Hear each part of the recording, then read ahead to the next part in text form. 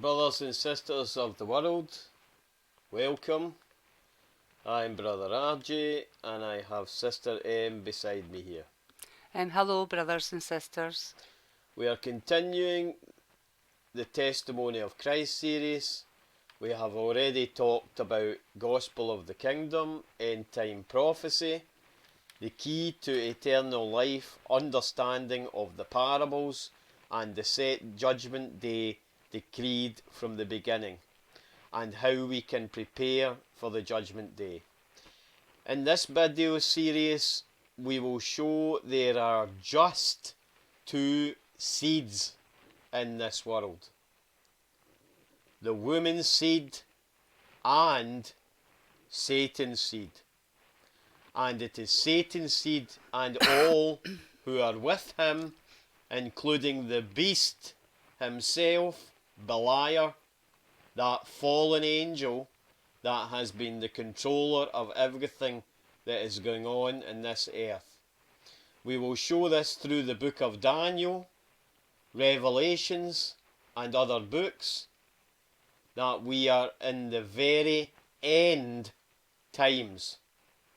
And there are two ways we can go.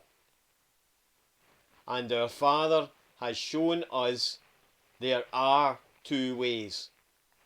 The end times could be played out. I say to all the brothers and sisters of the world, everyone needs to understand that this world is Satan's, and we want the kingdom to come with our Saviour and our Father. So everyone has to come back to Christ and the understanding. And we ask the Father to bring our Saviour back to save us from the judgment to come, or else Beliar, the beast, will come out and cause havoc and destroy in this world, and will come after the saints and the righteous in Christ. We all, each and every one of us, are at a crossroads. Let's choose Christ. Let's ask our Father to take Satan's and Beliar's hold on this earth away, because we are all in Christ. Okay, so brothers and sisters, let's go into the scriptures to get full understanding. So we're going to start with Matthew chapter 13, verse 24.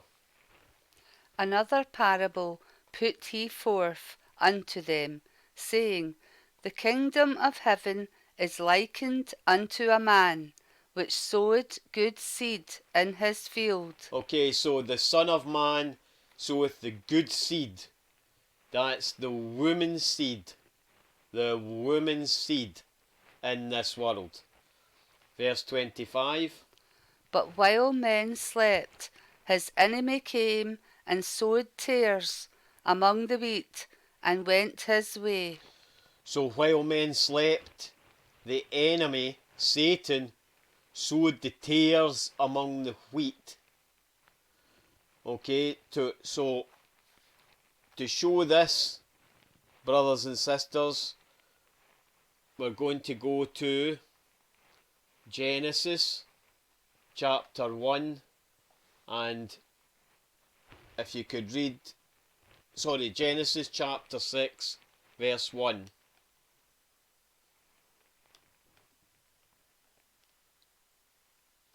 And it came to pass, when men began to multiply on the face of the earth, and daughters were born unto them, that the sons of the Most High saw the daughters of men, that they were fair, and they took them wives of all which they chose. And the Most High said, My spirit shall not always strive with man, for that he also is flesh, yet his days shall be 120 years. There were giants in the earth in those days, and also after that, when the sons of the Most High came in unto the daughters of men, and they bare children to them. The same became mighty men, which were of old, men of renown. So, brothers and sisters, it's shown us here that, the sons of the Most High, the angels, the Nephilim, the angels, came in unto the daughters of men. And by so doing, they created another race. They created a hybrid race. So there was actually, because of this happening, we had a hybrid seed that's been created in this earth. This, brothers and sisters, is Satan's seed. And what has obviously happened, as we'll see as we read the rest of the scriptures in Matthew that we're going to, that the hybrids bred with the hybrids that have created more hybrids in this earth. That, brothers and sisters, that is Satan's seed. You've got the woman's seed, but you have also got Satan's seed. Okay, carry on, please. And the Most High saw that the wickedness of man was great in the earth, and that every imagination of the thoughts of his heart was only evil continually. And it repented the Most High that he had made man on the earth, and it grieved him at his heart. And the Most High said, I will destroy man, whom I have created from the face of the earth, both man and beast, and the creeping thing, and the fowls of the air, for it repenteth me that I have made them. So, brothers and sisters, we see here that wickedness in the earth was rife at that time. Wickedness was really, really bad. And of course, we do know that the Nephilim had been coming into the daughters of men and creating so many hybrids. It was unbelievable. And obviously wickedness in the earth was great.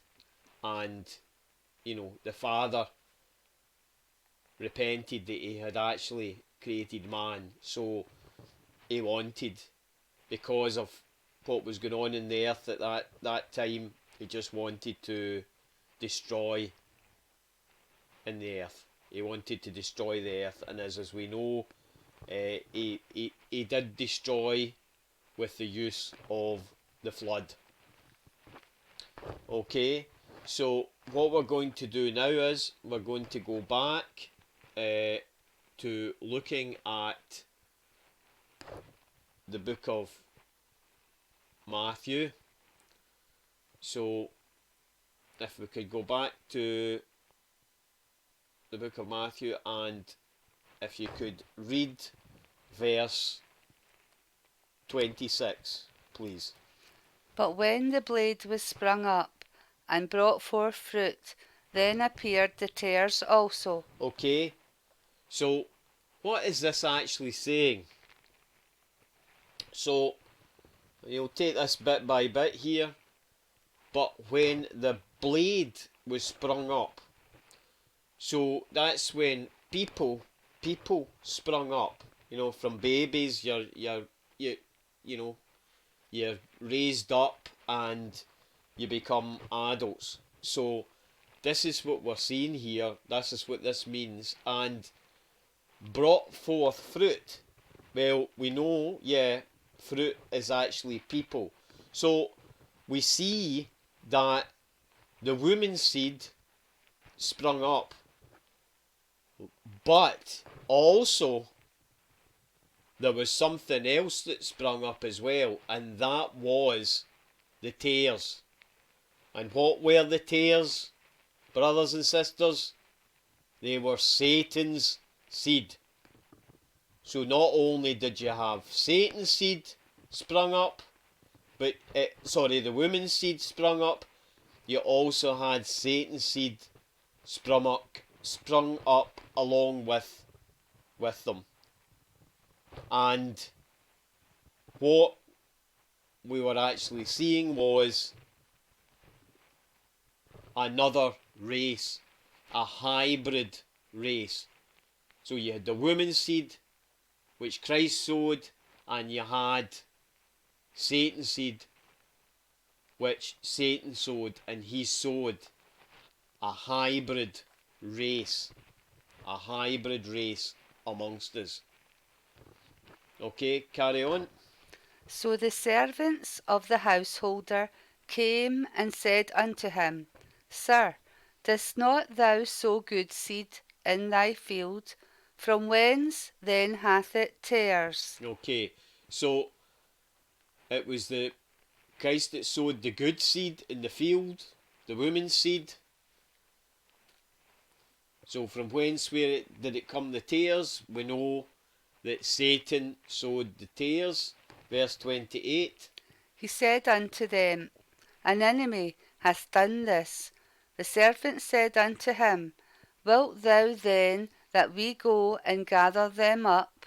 So the man's asking, will we go and gather up the tares?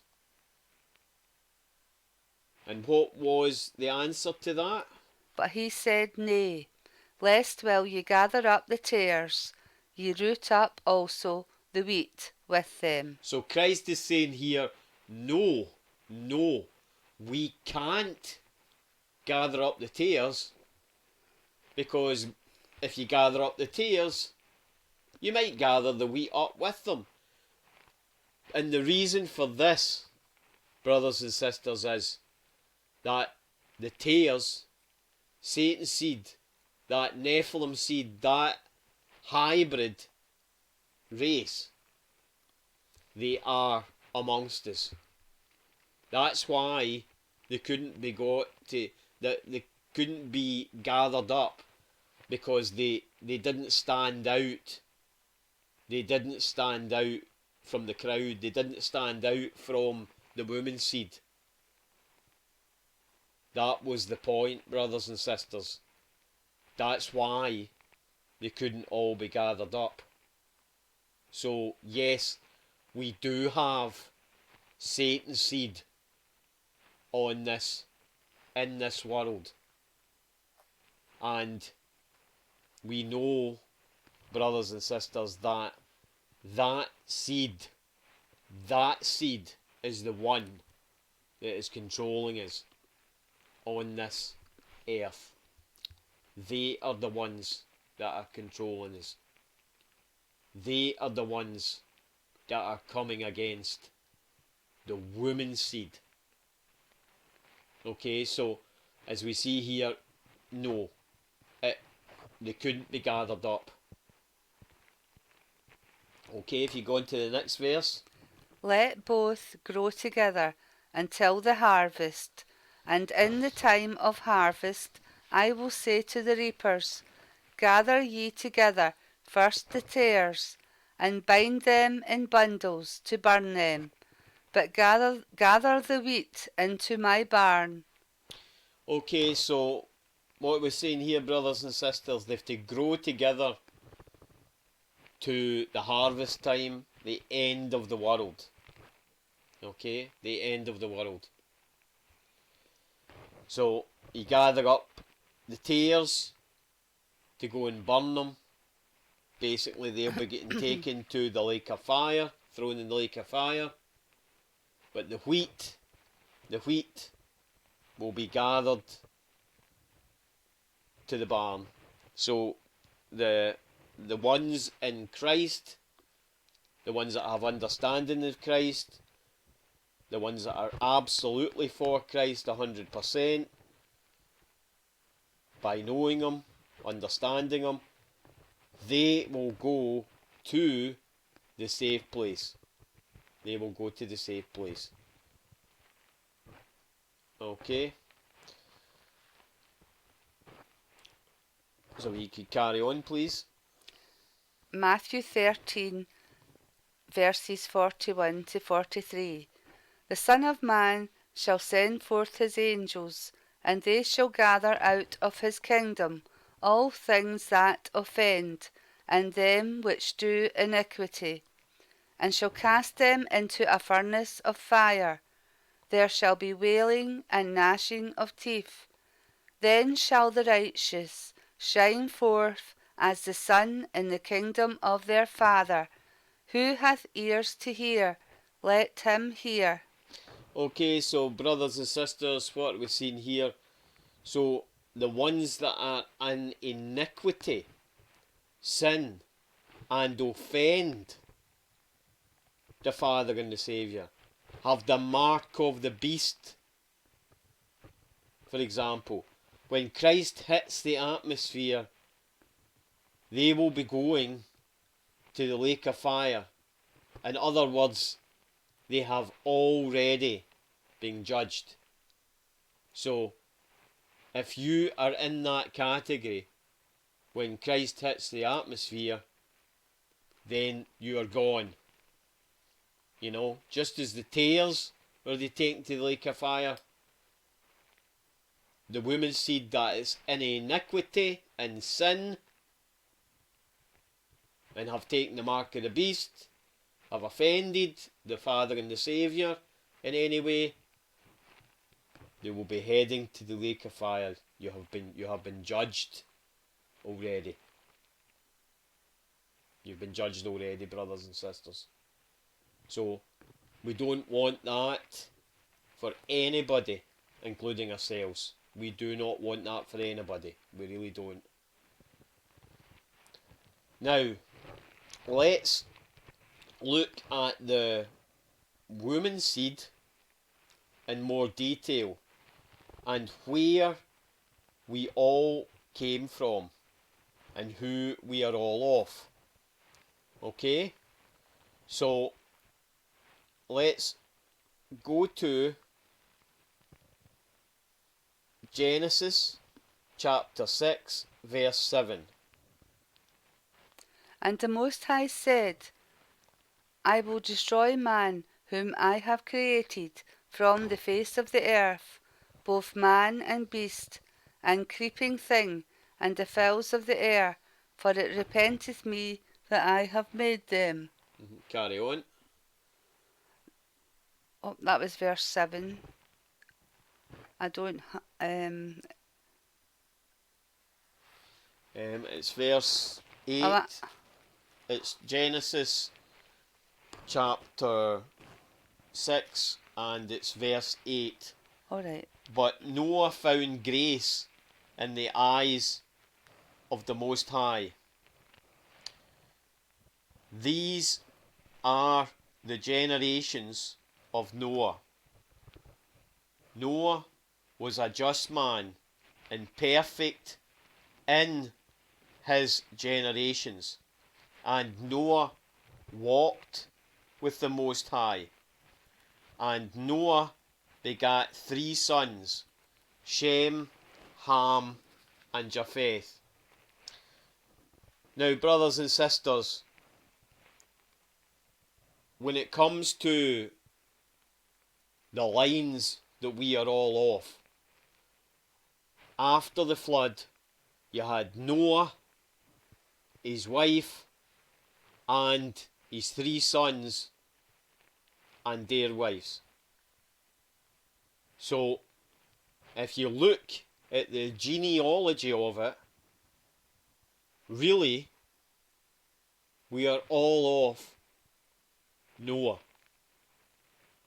And the lines that we've all come from are basically from his 3 sons.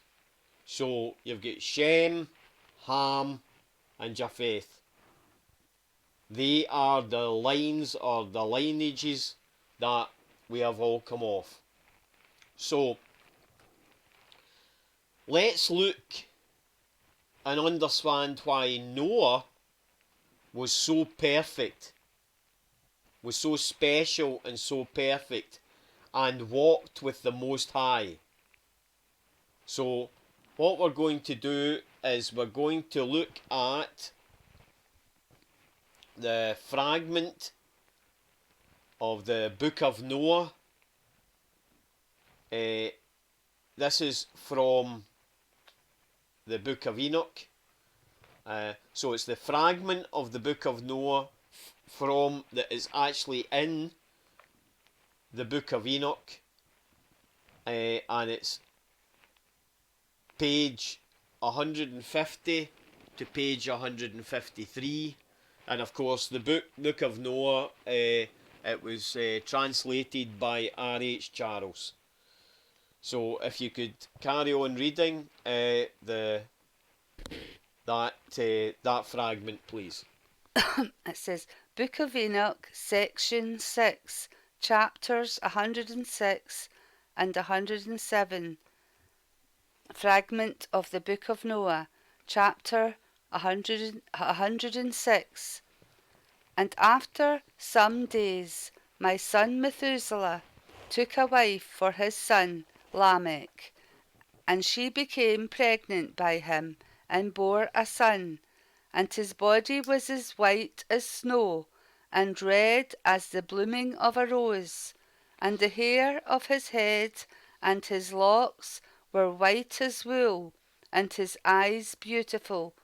And when he opened his eyes, he lighted up the whole house like the sun, and the whole house was very bright. And thereupon he arose in the hands of the midwife, opened his mouth, and conversed with the Most High of righteousness. Okay, so brothers and sisters, what are we actually seeing here? Before the flood, we know that everybody came from the dirt. You know, we were the people before the flood were all black. You know, they were all coloured like a kind of dark, a kind of browny black. So, you know, we came from the dirt and we go back to the dirt, as it says. So we know that they were all that colour before the flood.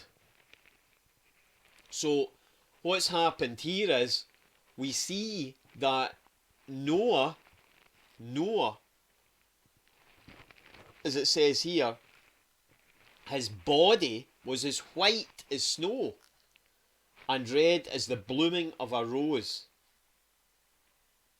You know, so that tells us, brothers and sisters, that, you know, before the flood it was a dark skin, but this is a light skin. So and it was almost as if he was glowing. He was almost glowing. So and he lighted up the whole house like the sun.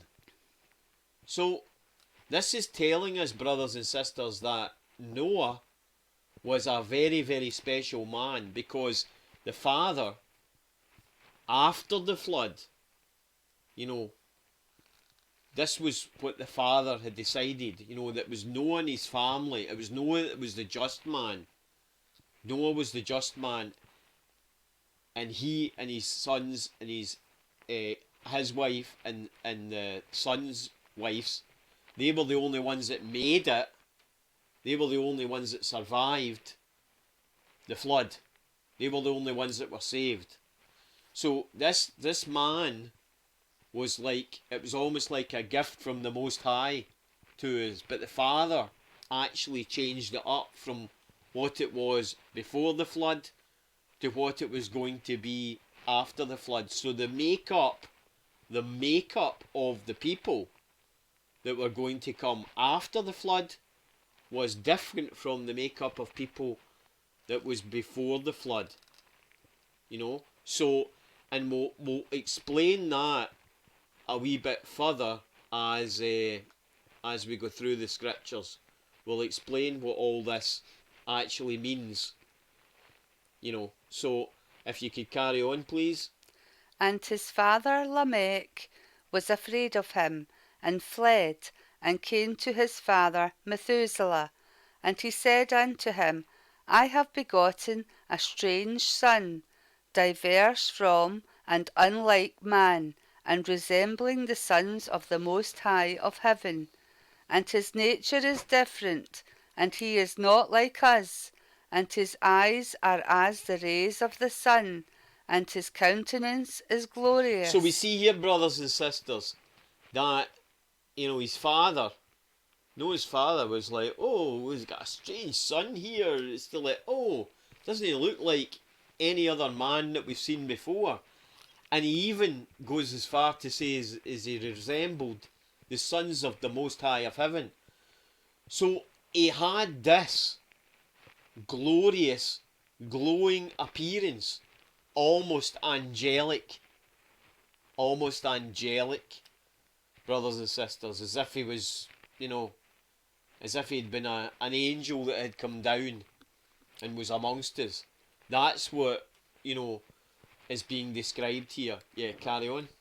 And it seems to me that he is not sprung from me, but from the angels. And I fear that in his days a wonder may be wrought on the earth. And now, my Father, I am here to petition thee, and implore thee that thou mayest go to Enoch, our father, and learn from him the truth, for his dwelling place is amongst the angels.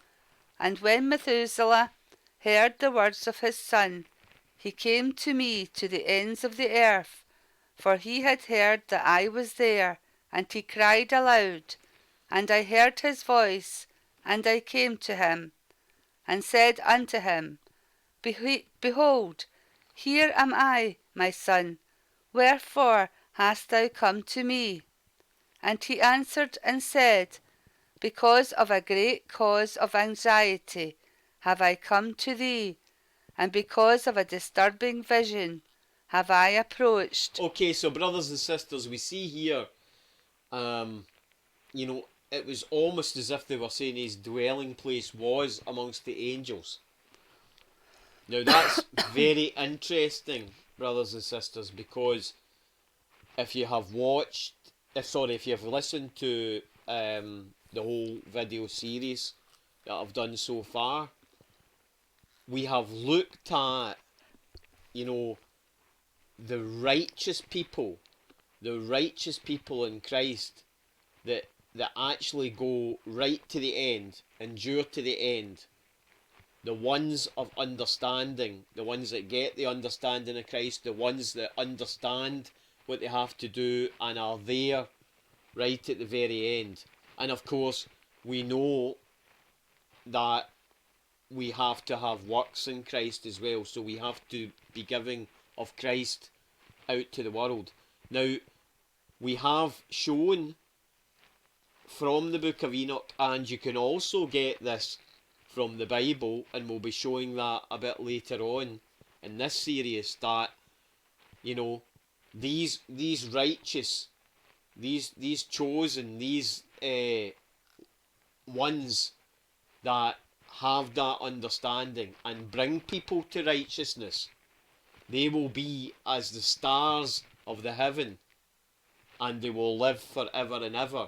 So we see that really, we are told that we came from the rest and we're going to go back to the rest. So that's something to consider, brothers and sisters, that, we are told, even from the scriptures, we were going to, the ones of understanding and the ones that bring people to righteousness will be as the stars, be as the angels of the heavens. So that's something to consider, brothers and sisters, as we actually read this here and exactly what Noah appeared like. So it's something that, we need to consider when we're actually reading this as well. Okay, carry on. And now, my Father, hear me.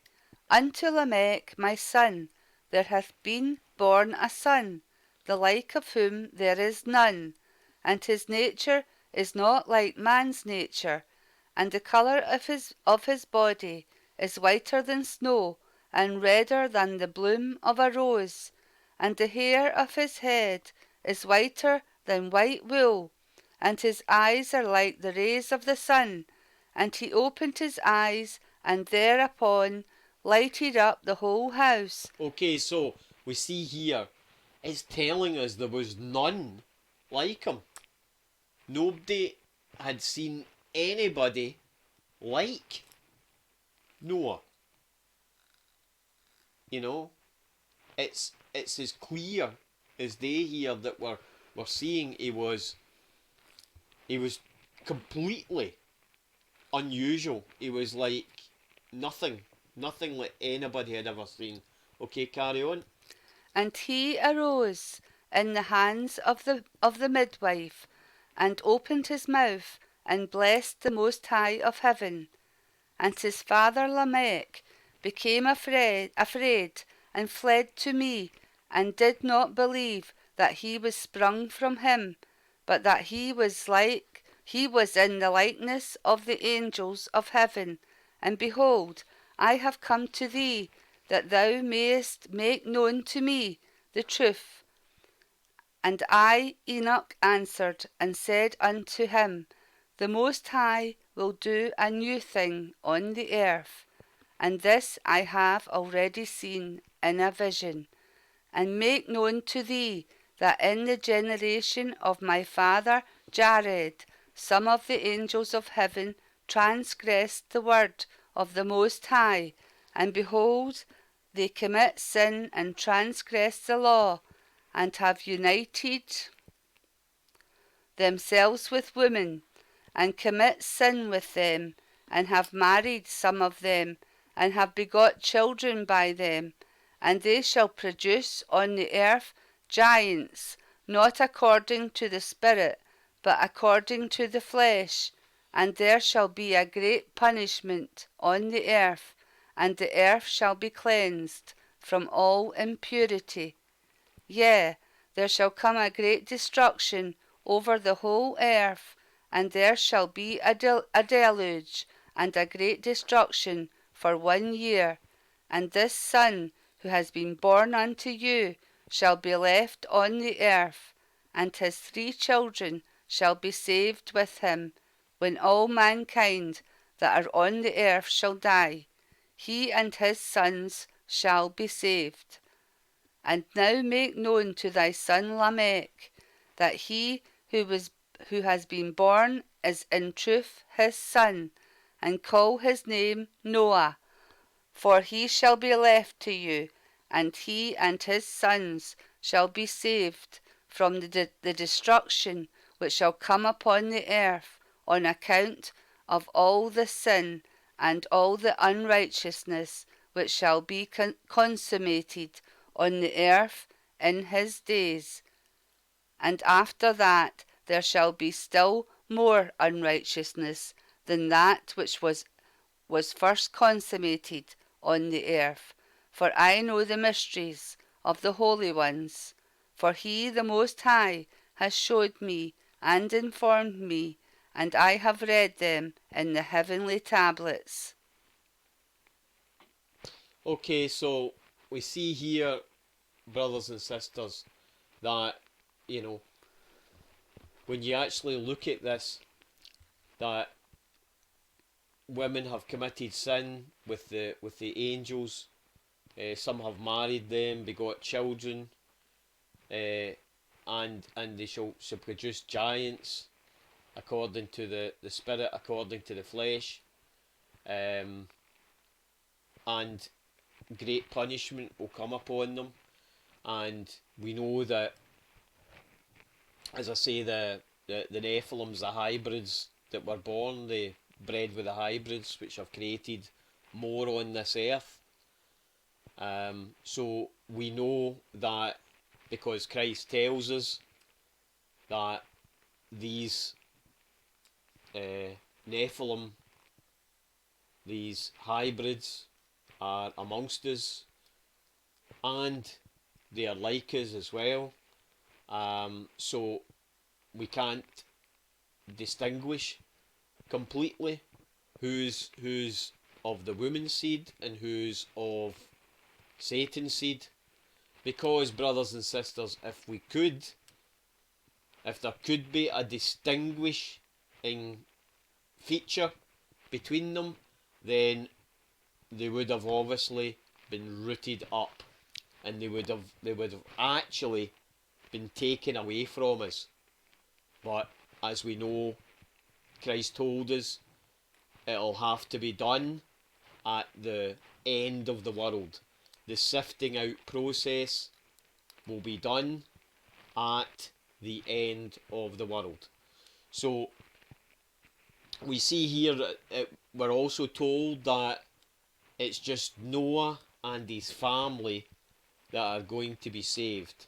They're the only ones that are going to be saved after the flood. So they were to build the ark. Noah was to build the ark and put his family in and all the animals in, and everybody else was to be taken away by the flood. But it's just Noah and his family, and so many of the animals were going to get saved. So they were getting saved from the destruction that was coming upon the earth. And the reason for that is because, there was unrighteousness and wickedness on the earth. Okay, so if you could carry on with chapter 107, CV11. So this is a continuation of this as well. Yeah. And I saw written on them that generation upon generation shall transgress, till a generation of righteousness arises, and transgression is destroyed, and sin passes away from the earth, and all manner of good comes upon it. And now, my son, go and make known to thy son Lamech that this son which has been born is in truth his son, and that this is no lie. And when Methuselah had heard the words of his father Enoch, for he had shown to him everything in secret, he returned and showed them to him, and called the name of that son Noah, for he will comfort the earth after all the destruction. So we see here that Lamech is actually been told by Enoch that he was actually his son. So, Noah was actually the true son of Lamech. So it was his son, and that's what we're actually being told here. So, and the last part of this, it's telling us that Noah would be a comfort to the earth, after the destruction. So it's Noah and his family. Noah and his family were going to, replenish the earth. We're going to, between themselves, propagate and propagate the land, and have it full of people. So this is what we see, brothers and sisters, that the generations to come were going to come from the three sons of Noah. They were going to come from the three sons of Noah. So all nations have come from their loins.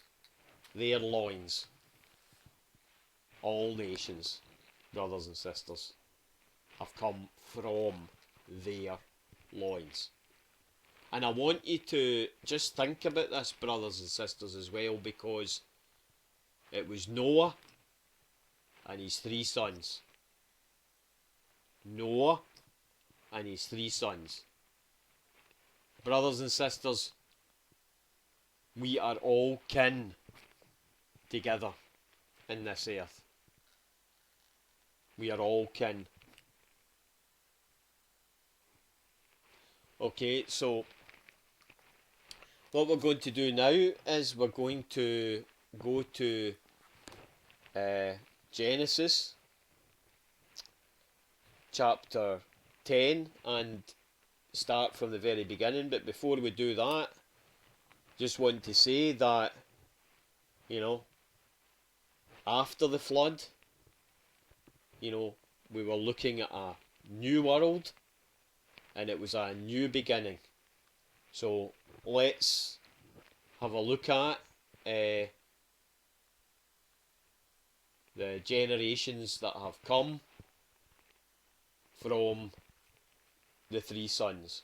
Okay, so if you could carry on with Genesis chapter 10 and verse 1, please. Now these are the generations of the sons of Noah, Shem, Ham, and Japheth, and unto them were sons born after the flood. The sons of Japheth, Gomer, and Magog, and Madai, and Javan, and Tubal, and Meshech, and Tiras. And the sons of Gomer, Ashkenaz, and Riphath, and Togarmah. And the sons of Javan, Elisha, and Tarshish, Kittim, and Dodanim. By these were the isles of the Gentiles divided in their lands, every one after his tongue, after their families, in their nations.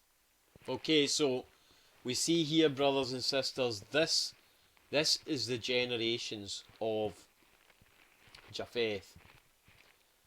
Now, what I would say at this point is that,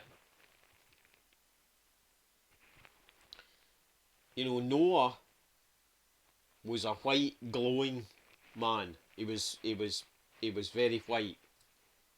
His wife would have been coloured.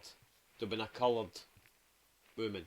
So what we have actually going on here is that the three sons, so Noah's three sons, Shem, Ham, and Japheth, they would have been different shades of brown.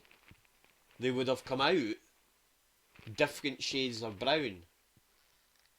Because Noah, being the way he was, along with a dark woman, would have created,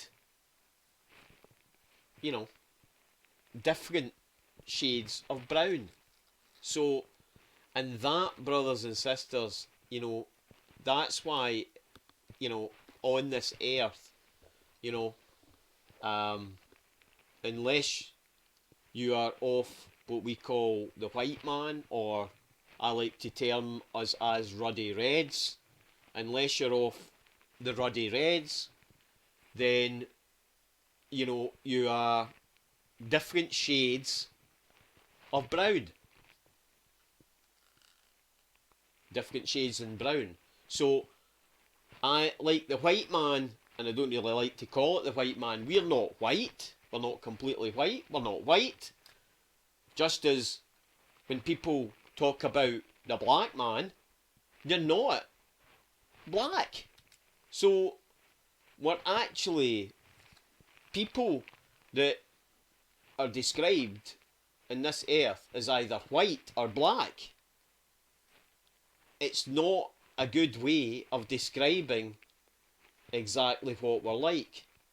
It is not a good way of describing it at all. So you're either ruddy red, which we describe as the white people, or you're different shades of brown to describe what people call black. So, you know, this is the point. You know, this is so this is describing what we are like on this earth. So, if we could carry on, please. And the sons of Ham, Cush and Mizraim, and Phut and Canaan. And the sons of Cush, Seba and Havilah, and Sabta and Ramah, and Sabtecha. And the sons of Ramah, Sheba and Dedan. And Cush begat Nimrod. He began to be a mighty one in the earth. Okay, so I'm going to suggest something here to you, brothers and sisters, that there's something not quite right about what's going on here, because you see that when you look at verse 7, it tells you that, these are the sons of Ham. In verse 6 it tells you these are the sons of Ham, and it tells you who they are.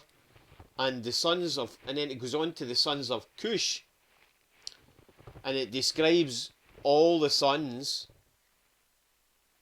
that Cush had. But then, strangely enough, you get all the sons talked about in verse 7, and then all of a sudden you go to verse 8, and it's like, oh, and Cush begat Nimrod, and he became a mighty one on the earth. Now, brothers and sisters, have we not seen this before somewhere? Like when the sons of the Most High came in unto the daughters of men, and bare children unto them, they became mighty men, which were of old, men of renown. Oh, look at Nimrod. He was a mighty hunter, he was a mighty man on this earth. Now, I put it to you, brothers and sisters, that what we do know is that even after the flood, brothers and sisters, we do believe that there was still fallen angels on this earth, even after the flood. And we're going to show, as we go through these videos, we're going to show that yes, there is definitely fallen angels that were on this earth and are still on this earth and have been on this earth for a long time. Just as Satan has been on this earth for a long time, so has his associates. And we are going to be looking into, obviously, a bit more about the associates as we go along.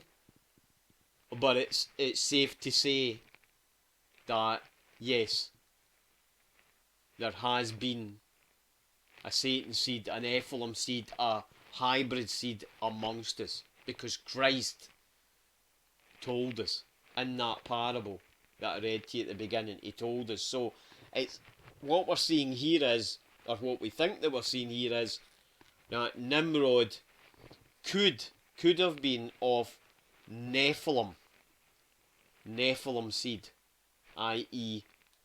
hybrid, i.e. It's Satan seed that he's of. Okay? Because he was a mighty man, he became a mighty man on this earth. Okay, carry on, please. He was a mighty hunter before the Most High. Wherefore it is said, even as Nimrod, the mighty hunter before the Most High. And the beginning of his kingdom was Babel, and Erech, and Akkad, and Calneh, in the land of Shinar. Out of that land went forth Asshur, and builded Nineveh, and the city Rehoboth and Calah, and Rezin between Nineveh and Calah, the same is a great city. And Mizraim begat Ludum, and Anamim, and Lehabim, and Naphtuhim, and Pathrusim, and Calsuhim, out of whom came Philistim, and Caphtorim. And Canaan begat Sidon, his firstborn, and Heth, and the Jebusite, and the Amorite, and the Girgasite, and the Hivite, and the Archite, and the Sinite, and the Arvadite, and the Semorite, and the Hamathite. And afterwards were the families of the Canaanites spread abroad. Okay, so we're seeing here, this is talking about generations of Ham. So,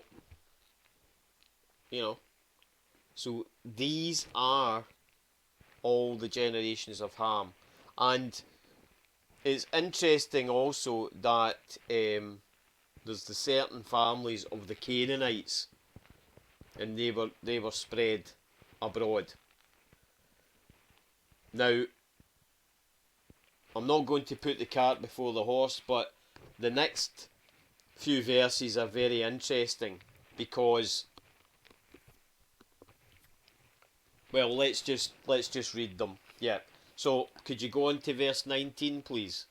And the border of the Canaanites was from Sidon, as thou comest to Gerar, unto Gaza, as thou goest unto Sodom and Gomorrah, and Admah, and Zeboim, even unto Lasha.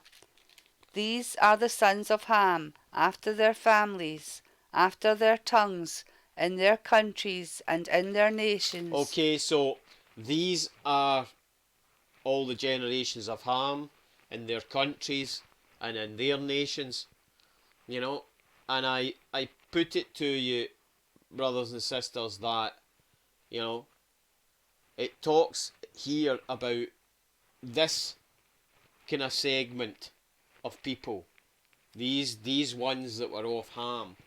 They kind of went and resided. They resided in the area of Sodom and Gomorrah, and brothers and sisters, we know exactly what happened to Sodom and Gomorrah. Sodom and Gomorrah got completely destroyed by the Father, and the reason that Sodom and Gomorrah got destroyed was because it was so corrupt. The people were so corrupt and wicked, almost like the way they were before the flood. The whole area, brothers and sisters, got destroyed. It was only Lot and Lot's daughters and, well, his wife, but his wife decided to look back and get turned into a pillar of salt. So it was only really Lot and his daughters, his two daughters, that actually got saved. They were the only ones that get saved from the complete burning and destruction of Sodom and Gomorrah, as the fire came down from above and singed the whole area. So what you have to consider, brothers and sisters, is that we know that Nimrod was off that seed. So we kind of are seeing here that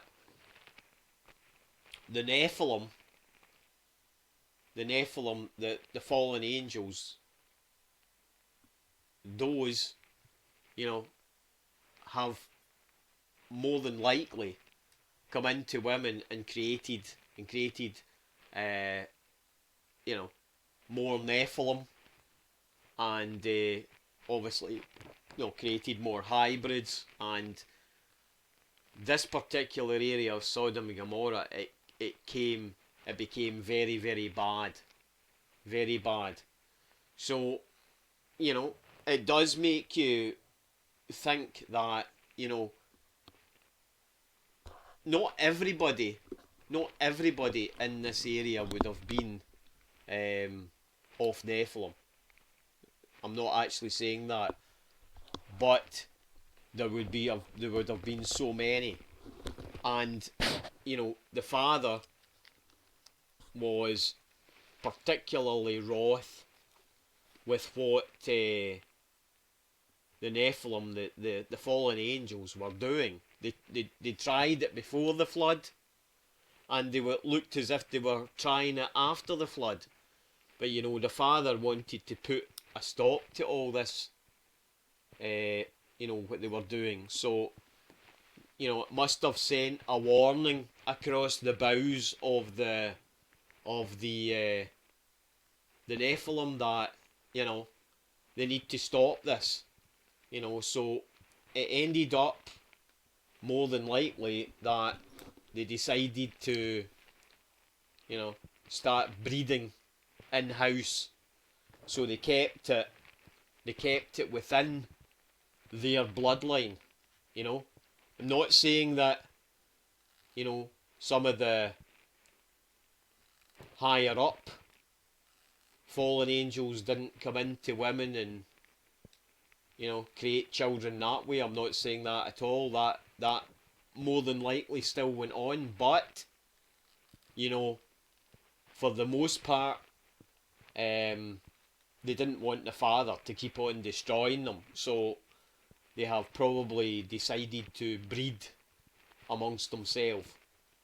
So to think for a minute, brothers and sisters, that the hybrids that were created weren't breeding and creating hybrids, come on. Christ has already told us what was going on. He told us through that parable exactly what was going on. So this is what we're saying, brothers and sisters. You need to waken up to actually what is going on in this world. Everybody needs to waken up to what's going on in this world. So if you could carry on, please. Unto Shem also, the father of all the children of Eber, the brother of Japheth, the elder, even to him were children born. And the children of Shem, Elam and Asser, and Arphaxad, and Lud and Aram. And the children of Aram, Uz and Hul, and Gether, and Mash. And Arphaxad begat Selah, and Selah begat Eber. And unto Eber were born 2 sons. The name of one was Peleg, for in his days was the earth divided, and his brother's name was Joktan. And Joktan begat Almadad, and Sheleph, and Hazamaveth, and Jerah, and Hadaram, and Uzal, and Diklah, and Obal, and Abibmael, and Sheba, and Ophir, and Havilah, and Jobab. All these were the sons of Joktan, and their dwelling was from Mesha, as thou goest unto Sephar, a mount of the east. And these are the sons of Shem, after their families, after their tongues, in their lands, after their nations. These are the families of the sons of Noah, after their generations, in their nations, and by these were the nations divided in the earth after the flood. Okay, so brothers and sisters, this is the lineage, the lineage of Shem. So we've seen the other 2 brothers, and this is us seeing the generations of Shem. And what is important to note here is what it's saying in the last verse, that these are the sons of Noah, and it's what we're talking about, as I say, after their generations, and of all the nations that were created. All the nations that were created were through these three brothers and sisters. All the nations were created through these three sons. And they were and how they were divided in the earth after the flood. Okay, so if you could carry on, please. Genesis 11. And the whole earth was of one language and one speech. And it came to pass, as they journeyed from the east, that they found a plain in the land of Shinar, and they dwelt there. So they were all speaking in the same tongue. Carry on. And they said one to another, Go to, let us make brick, and burn them thoroughly. And they had brick for stone, and slime had they for mortar.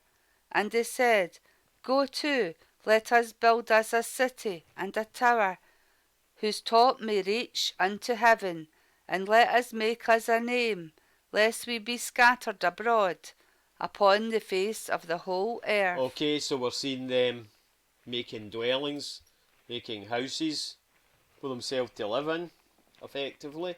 Carry on. And the Most High came down to see the city and the tower which the children of men builded.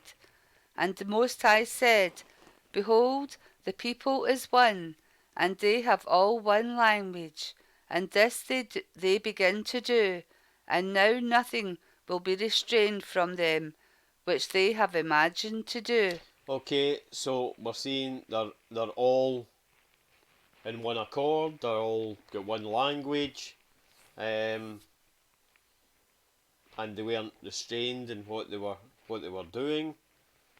Okay, carry on.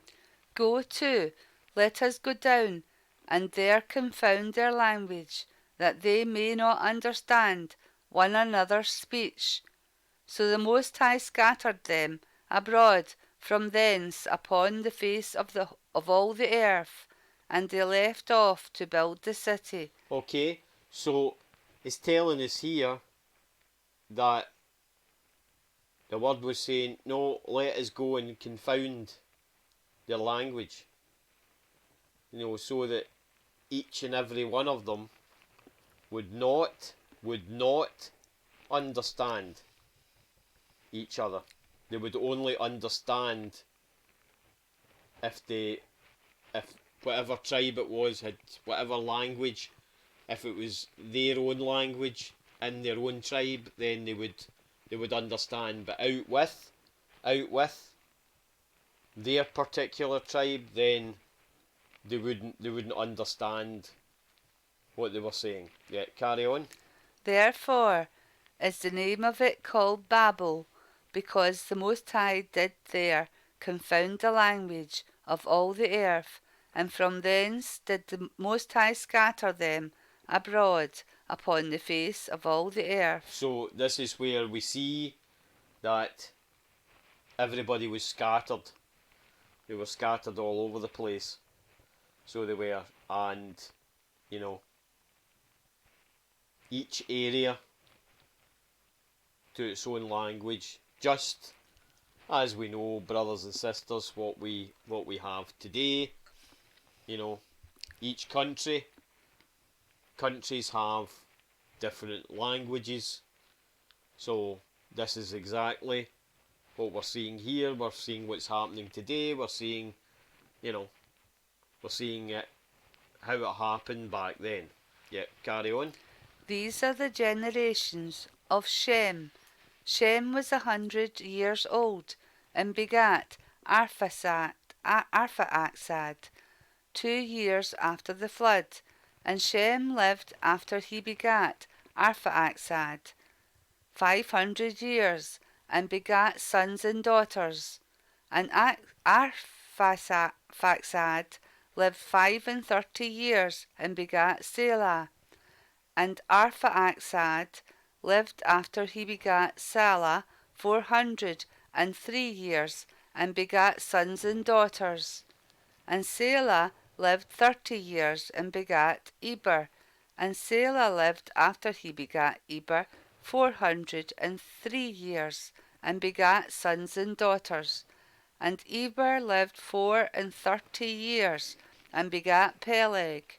And Eber lived after he begat Peleg 430 years, and begat sons and daughters. And Peleg lived 30 years, and begat Reu. And Peleg lived after he begat Reu 209 years, and begat sons and daughters. And Reu lived 32 years, and begat Serog. And Reu lived after he begat Serog 207 years, and begat sons and daughters. And Serog lived 30 years, and begat Nahor. And Serog lived after he begat Nahor 200 years, and begat sons and daughters. And Nahor lived 29 years, and begat Terah. And Nahor lived after he begat Terah 119 years, and begat sons and daughters. And Terah lived 70 years, and begat Abraham, Nahor, and Haran. Okay, so these brothers and sisters, as we can see, as it's carrying on here, you know, they're generations of Shem. And we're going to obviously pay a lot of interest in the coming chapters or so on this particular person here, which was called Abraham, or it was Abraham here, but we know he became Abraham later on. So it was Terah that begat Abraham. Okay, so carry on. Now these are the generations of Terah. Terah begat Abram, Nahor, and Haran. And Haran begat Lot. And Haran died before his father Terah, in the land of his nativity, in Ur of the Chaldees. And Abram and Nahor took them wives. The name of Abram's wife was Sarai, and the name of Nahor's wife Milcah, the daughter of Haran, the father of Milcah, and the father of Iscah. But Sarah was barren, she had no child. And Terah took Abram his son, and Lot the son of Haran, his son's son, and Sarah his daughter-in-law, his son Abram's wife, and they went forth with them from Ur of the Chaldees to go into the land of Canaan. And they came unto Haran, and dwelt there. And the days of Terah were 205 years, and Terah died in Haran. Okay, so obviously what we're going to do is we're going to be paying special attention to Abraham. Was Abram here? We know he became Abraham, and that's because he was one that was particularly chosen by the Father.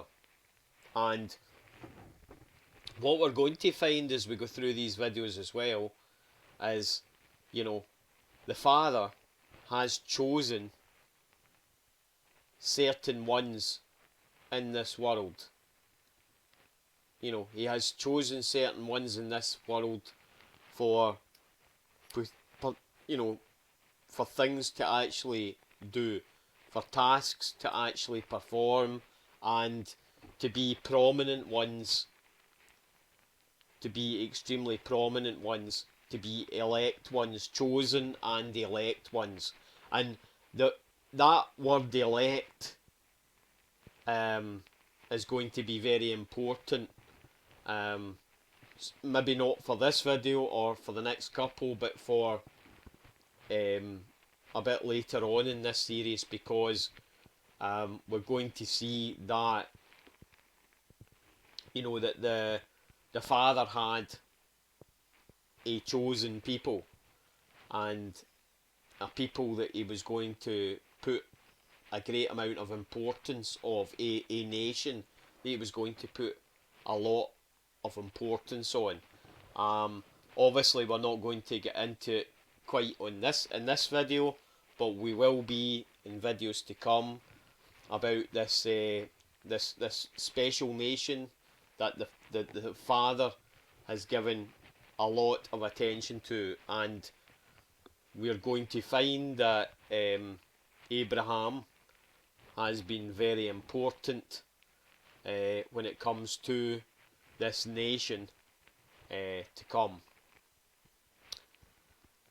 Okay, so we can see here, before we go into chapter 12, we can see here that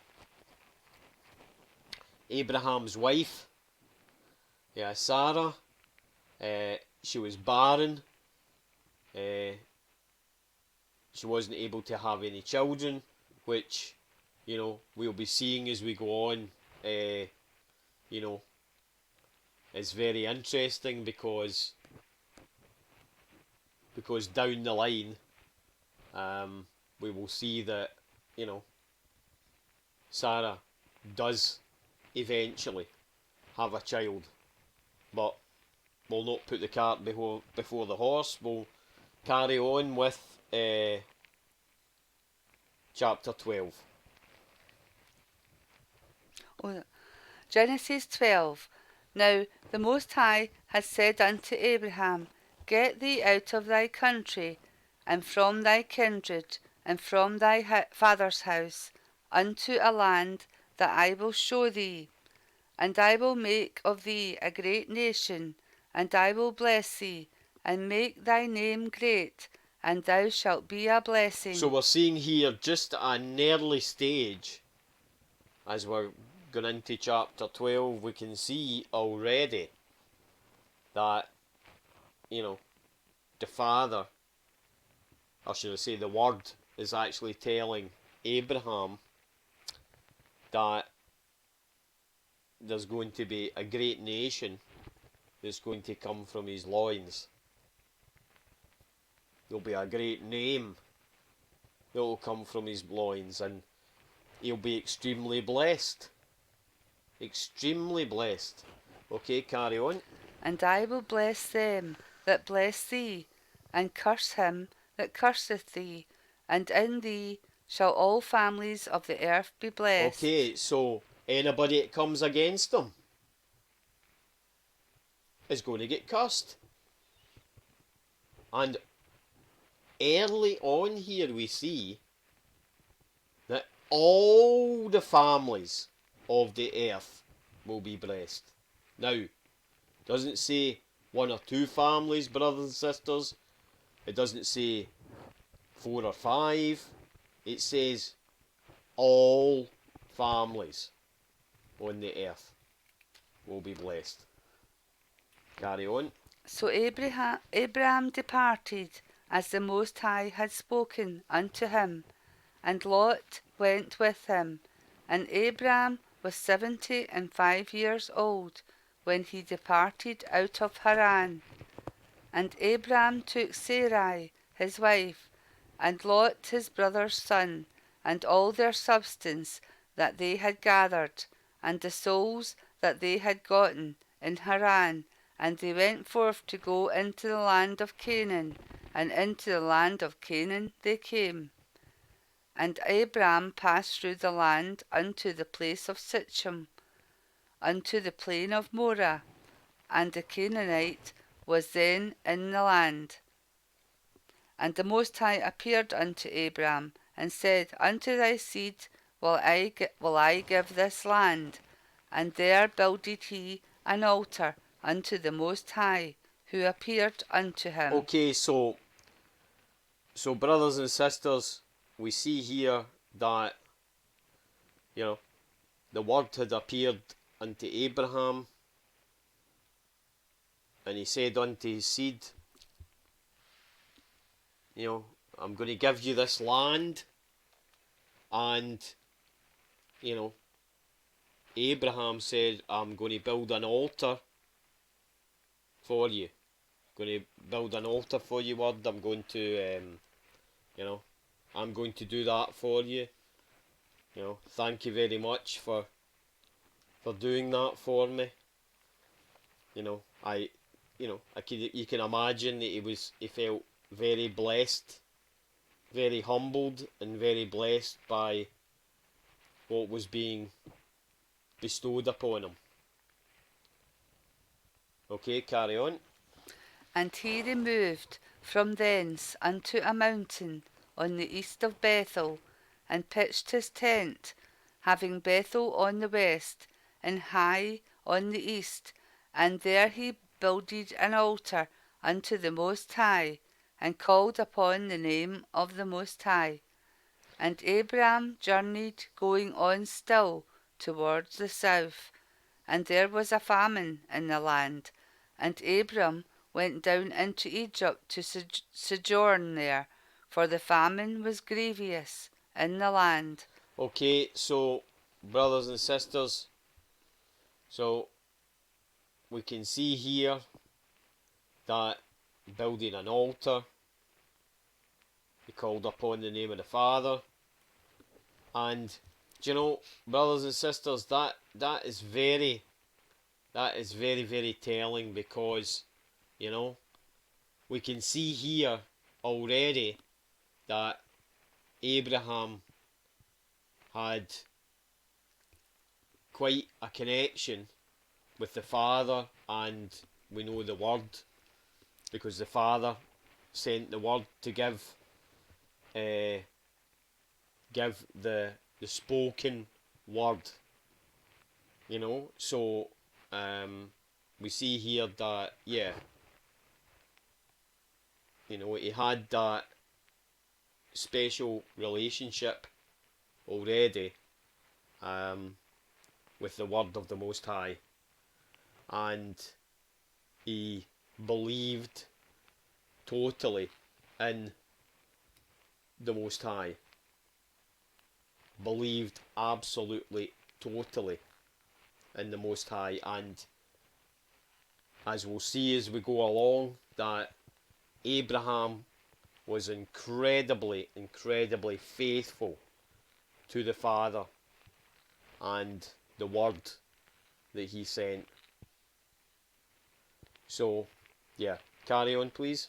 And it came to pass, when he was come near to enter into Egypt, that he said unto Sarai his wife, Behold, now I know that thou art a fair woman to look upon. Therefore it shall come to pass, when the Egyptians shall see thee, that they shall say, This is his wife, and they will kill me, but they will save thee alive. Say, I pray thee, thou art my sister, that it may be well with me for thy sake, and my soul shall live because of thee. So we see here that he's saying, you know,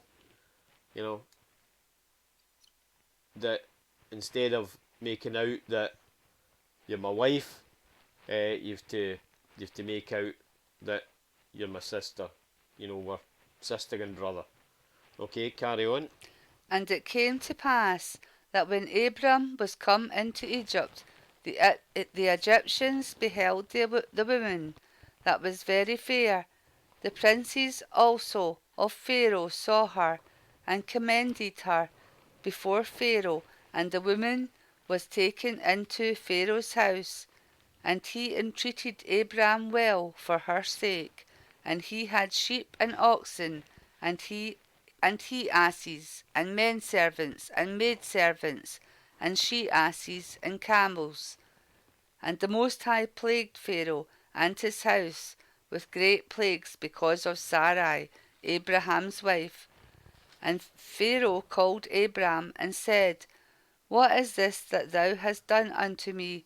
Why didst thou not tell me that she was thy wife? So, what Pharaoh's saying, oh my goodness, why? Why did you not tell me that she was your wife? And why was Pharaoh really saying that? Verse 19. Why sayest thou, She is my sister, so I might have taken her to me to wife? Now therefore, behold thy wife, take her, and go thy way. So we see here that, Pharaoh could have taken her to be his wife. So, he's saying, take her and go thy way. Get out my sight. Go. Okay, verse 20.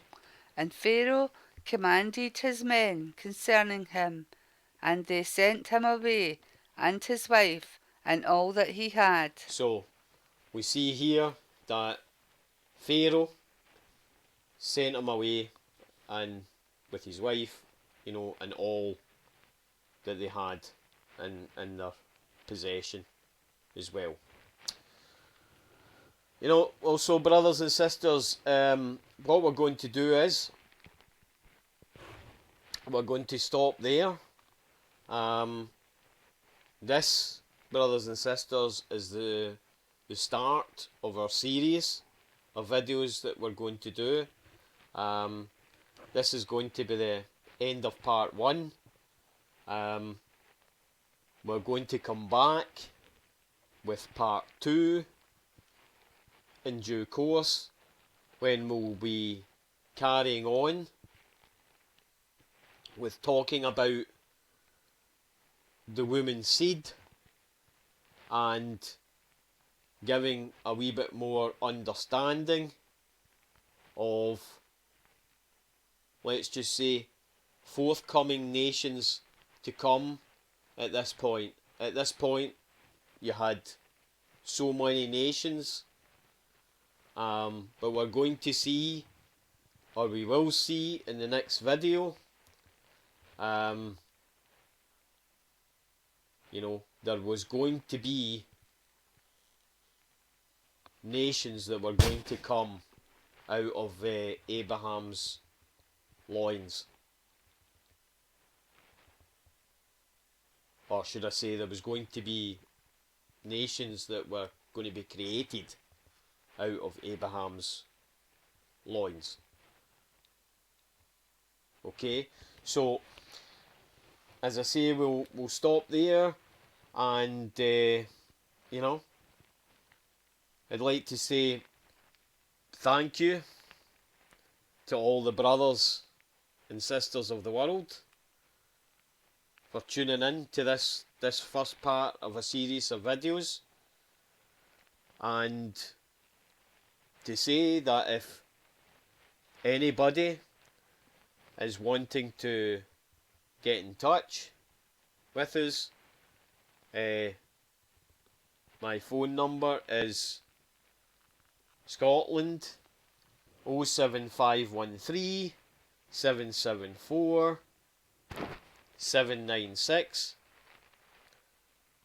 or you can join our Facebook group, Come and Find Out the True Understanding, or you can email us. That's understandingofchrist@gmail.com.